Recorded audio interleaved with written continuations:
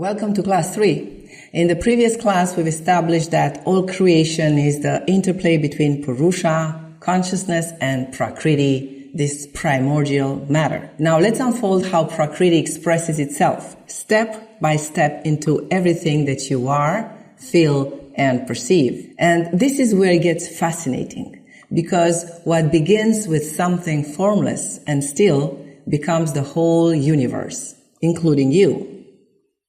Ayurveda is built on this map. Think of this as your energetic anatomy, not as a metaphor, but in structure, like layers of reality peeling out from silence into thought, from thought into sensation, from sensation into matter. If you remember from the previous Samkhya class, Prakriti refers to this original undifferentiated field of potential, this infinite soup of existence that gives rise to everything in the manifest universe. But here's what's fascinating. The same word, Prakriti, is also used in Ayurveda to describe your constitution, your unique combination of Vata, Pitta, and Kapha, the three doshas. And this is not a coincidence. Your Prakriti, in Ayurvedic terms, isn't just your body type. It's the full expression of how these 24 Tattvas, the building blocks of matter, have come together in you. It's your energetic fingerprint. It is your personal expression of cosmic architecture, as you will see unfolding in this class.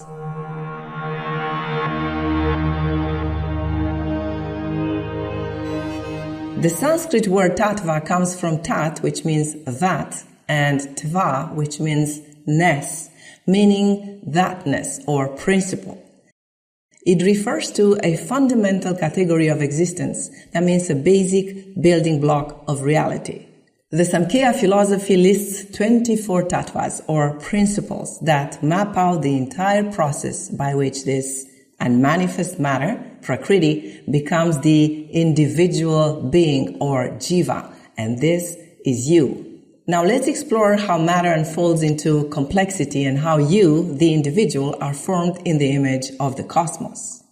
As we have seen, behind everything there is Prakriti, the origin of all things. This is matter in its pure potential state, undifferentiated and perfectly balanced. Now from this ocean of potential, everything arises. But how does this actually happen?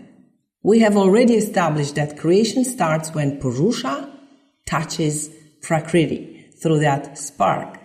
But what creates the first spark? And perhaps this is a question you have been asking yourself from the last class.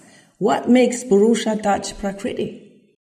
That first spark is generated by a thought, by a desire. I am one and I want to become many. The first ripple is called Mahat, or the Great Principle. Mahat is the universal intelligence that governs all creation, the mastermind of the entire universe with its logic and laws. In you, it expresses as Buddhi, your higher wisdom, your ability to discern, to understand, and know truth from illusion. Buddhi is that quiet voice that knows what's right, even when the mind is noisy. It's not logic, it's deeper than that. It's clarity and it's direct knowing. Buddhi is the one in you that pauses before reacting, that sees a pattern, that recognizes truth before it's spoken. Next comes Ahamkara, the ego. This is the sense of I am that allows consciousness to take on a specific identity. From I am, all separation begins. Ahamkara is the artist that carves the wave out of the ocean and says, this wave is me. It is necessary, but also the root of suffering when mistaken for the whole truth, when we forget that we are the ocean and not just the wave. Then comes manas, the lower mind, the one that organizes sensory input, reacts emotionally, imagines, remembers, and projects. Manas is the manager of the senses. It listens, it catalogs, it helps us navigate the world, but it often gets distracted by bright, shiny objects. It is the eternal blah, blah, blah in your head. That voice that doubts, criticizes, and complains. If Buddhi is the wise elder and Ahamkara is the storyteller, then Manas is the child with big eyes and quick emotions. Next, we have the 5 Tanmatras, the hidden instruments of perception. And here is where it gets subtle. Tanmatra means subtle essence or primordial measure. They are not the senses themselves and not even the objects of the senses. They are the pure potentials of perception. They exist before form and even before sense organs, like the blueprint of perception itself.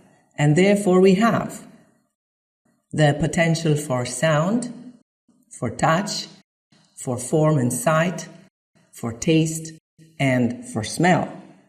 They are why we can hear sounds in dreams, even when our physical ears are at rest.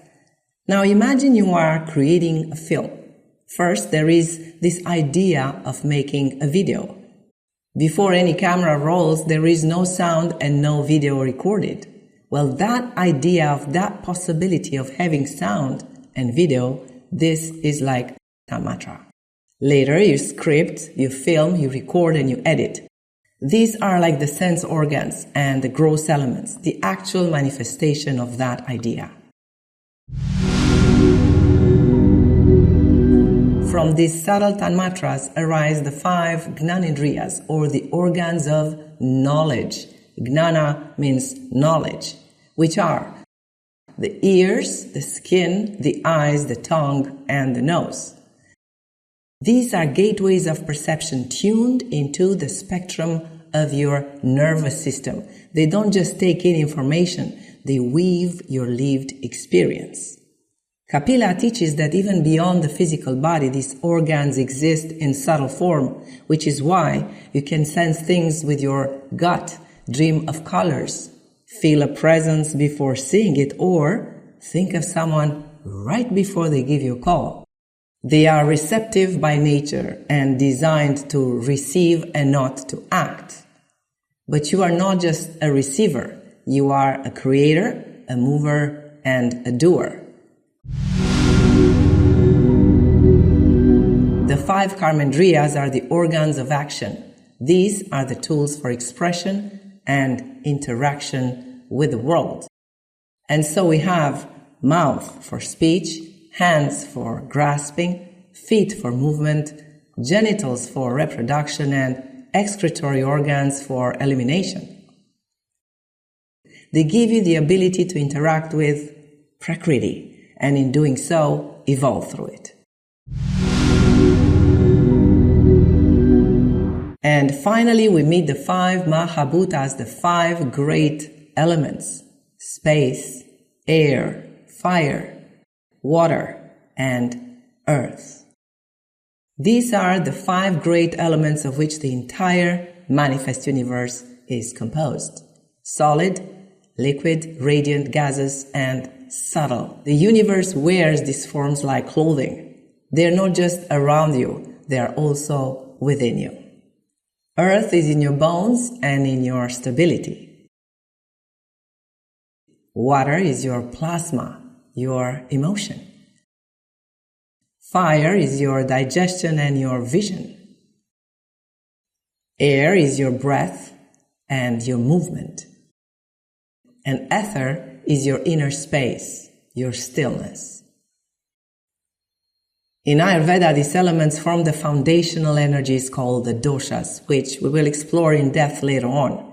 For now, just know this: everything you experience is a result of how these elements interplay within you.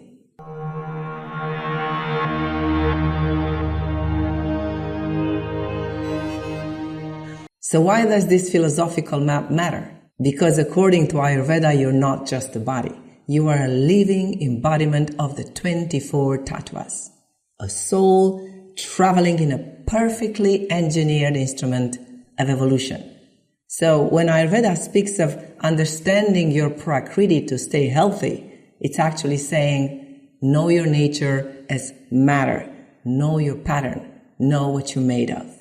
To treat only the body is to miss the whole point. Ayurveda treats the whole incarnated being, mind, body, senses, actions, subtle energies, even karmic imprint.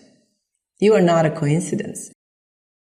You are a conscious configuration of the universe itself, shaped by lifetimes of momentum and full of the power to change your course. But here's the paradox. You are not bound by matter. You are simply enchanted by it. What we mistake for chains are often illusions. Samkhya reminds us that the soul is neither free nor imprisoned. It is somehow always free, but sometimes forgets its true nature. And in that forgetting, suffering begins. To heal then, you must remember. Now here's a question to take with you until next time we meet. What part of your being do you most identify with? And what would happen if you simply watched it without reacting? In the next class, we'll step into the subtle qualities that shape all experience, the 3 Gunas, Sattva, Rajas, and Tamas. They color your thoughts, your cravings, your clarity, and they hold the key to Ayurvedic psychology. Understanding them is not just the next step in your study. It is the next doorway to freedom.